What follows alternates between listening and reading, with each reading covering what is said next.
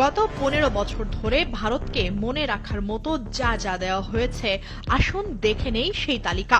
নামমাত্র শুল্কের ট্রানজিট দেওয়া হয়েছে, চট্টগ্রাম ও মংলা বন্দর ব্যবহারের অনুমতি, তিস্তার পানি না পেলেও দেয়া হয়েছে ফেনী নদীর পানি, শত শত কোটি টাকার ক্ষতি করে মোদি বন্ধু আদানির কাছ থেকে করা হয়েছে বিদ্যুৎ আমদানি। বাংলাদেশকে ভারতের তৃতীয় সর্বোচ্চ রেমিট্যান্স আহরণের উৎস বানানো হয়েছে। বাংলাদেশে আন্তর্জাতিক মানের বহু ছাপাখানা থাকার পরও ভারতের ছাপাখানাগুলোকে আমাদের পাঠ্যপুস্তক ছাপানোর দায়িত্ব দেওয়া হয়েছিল। বাংলাদেশের আইটি খাতে ভারতের একচ্ছত্র আধিপত্য গড়ে তোলা হয়েছিল। বাংলাদেশের কোনো টিভি চ্যানেল ভারতে সম্প্রচারের সুযোগ না পেলেও ভারতীয় টিভি চ্যানেলের অবাধ সম্প্রচার নিশ্চিত করা হয়েছে। বছর জুড়ে সীমান্তে অসংখ্য বাংলাদেশি বিএসএফ এর গুলিতে মরলেও ধারাবাহিকভাবে চুপ থাকা হয়েছে। সর্বশেষ প্রহসনের নির্বাচনের 2 সপ্তাহ পর 22 জানুয়ারি শার্শা উপজেলার ধান্যখোলা সীমান্তে বাংলাদেশে ঢুকে বিজিবি সদস্যকে গুলি করে হত্যা করা হলেও লাশ নিয়ে কয়েকদিন পর ফেরত দেওয়ার পরও সরকারের দিক থেকে চুপ থাকা হয়েছিল। এ ধরনের দেয়ার তালিকা শেষ করতে হলে দিন গড়িয়ে রাত পার হয়ে যাবে, কিন্তু এভাবে একপাক্ষিক দেওয়াতে কি আর সম্পর্ক গড়ে ওঠে? রাষ্ট্রীয় সম্পর্ক তো গিভ অ্যান্ড টেক পলিসি। সেই পলিসিতে ভারত কতটা এগিয়ে? অধীনতা আর মিত্রতা একসঙ্গে যায় না। সমান মর্যাদার দুজনের মধ্যে বন্ধুত্ব হয়, মিত্রতা হয়, অধীনতামূলক মিত্রতা হয় না। ভারত আর বাংলাদেশ 2 অকৃত্রিম বন্ধু দেশ। তাদের মধ্যে ঐতিহাসিক মিত্রতা আছে, একথা আমরা শুনে এসেছি, পড়ে এসেছি। কিন্তু ছাত্র জনতার অভ্যুত্থানে 5 আগস্ট আওয়ামী সরকারের পতনের পর থেকে এখন পর্যন্ত বাংলাদেশের অভ্যন্তরীণ বিষয় নিয়ে ভারতের গণমাধ্যম থেকে শুরু করে দেশটির দায়িত্বশীল নেতাদের যে প্রতিক্রিয়া দেখা যাচ্ছে, তাতে প্রশ্ন উঠছে, এই 2 দেশের মধ্যে আসলেই কি মিত্রতা ছিল? যদি থেকেও থাকে, তাহলে সেই মিত্রতা কি রাষ্ট্রের সঙ্গে রাষ্ট্রের মিত্রতা, নাকি হিন্দুত্ববাদী দল বিজেপি শাসিত ভারত রাষ্ট্রের সঙ্গে বাংলাদেশ নামক রাষ্ট্রের শাসক দল আওয়ামী লীগের মিত্রতা ছিল? রাষ্ট্রের সঙ্গে রাষ্ট্রের যে বন্ধুত্বপূর্ণ সম্পর্ক, তা কি আদৌ ভারত বাংলাদেশের মধ্যে ছিল বা আছে? বাংলাদেশের ক্ষমতাচ্যুত আওয়ামী লীগের কর্মী সমর্থকেরা সব ধরনের রাখ ঢাকের পর্দা কিন্তু সরিয়ে দিয়েছে।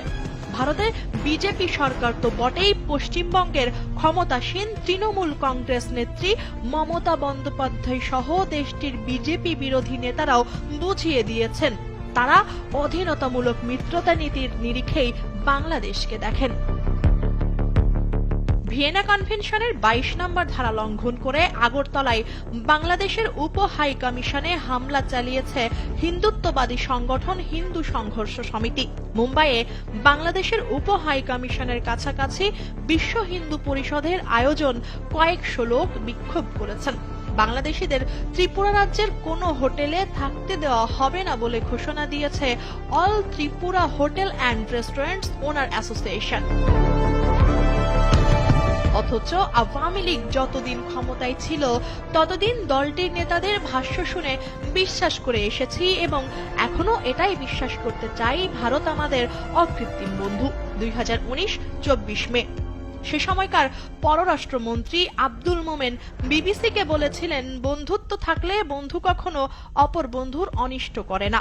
ভারত সরকার আমাদের বন্ধু, আমাদের কোনো অনিষ্ট করবে বলে মনে করি না। সাল 2022 অগাস্ট 21 সেই একই ব্যক্তি বলেছিলেন, আমি ভারতে গিয়ে বলেছি শেখ হাসিনাকে টিকিয়ে রাখতে হবে। এই নেতারা কখনো বলেছেন ভারতের সঙ্গে আমাদের রক্তের সম্পর্ক, আবার কখনো বলেছেন ভারতের সঙ্গে বাংলাদেশের স্বামী স্ত্রীর সম্পর্ক।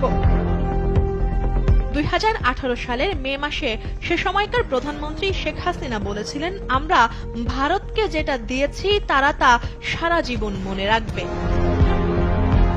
দৃঢ়ভাবে প্রতিষ্ঠিত জনধারণা হলো শেখ হাসিনার পতনকে ভারত ভালোভাবে নেয়নি, খারাপভাবে নিয়েছে।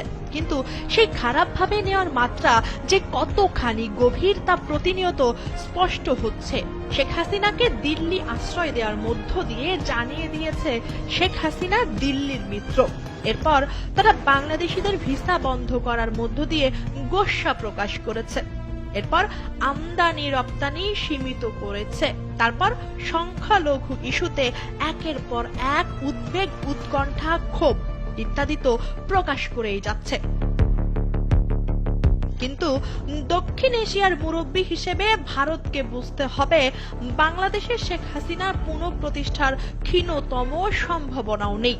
যে কারণে ভারতকে আওয়ামী লীগ কিংবা কোনো একটি নির্দিষ্ট দলের সঙ্গে নয়, বরং রাষ্ট্রের সঙ্গে রাষ্ট্রের সম্পর্ক মাথায় নিয়ে সম্পর্ক গড়তে হবে বাংলাদেশের সঙ্গে।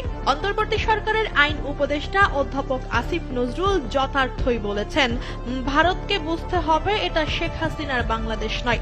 তাদেরকে মনে রাখতে হবে, বাংলাদেশ সমতা ও মর্যাদার ভিত্তিতে দুই দেশের মিত্রতা চায়। শেখ হাসিনার অধীনতামূলক মিত্রতার নীতি এখন এখানে কোনো কাজ করবে না।